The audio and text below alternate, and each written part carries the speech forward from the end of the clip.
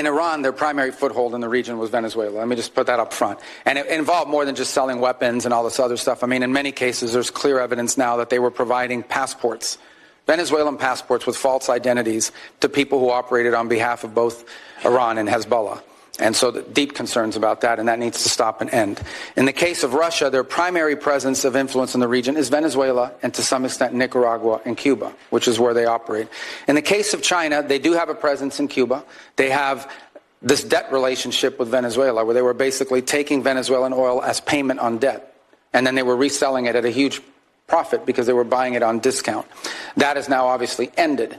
And if their debt is legitimate, a future Venezuelan government will have to address it and deal with it as part of a broader restructuring of their debt. But in the short term, that is now ended. But the primary way that China plays in the Western Hemisphere is through commercial relations. They engage themselves in a country. They're very interested in telecommunication. They're very interested in building and controlling key infrastructure. They're very interested in critical mineral rights. And they've secured many leases for many years because of neglect on our part in allowing them to do that. And it's given them leverage and a presence in many of these countries. I will say that I think that influence in our hemisphere has eroded over the last year.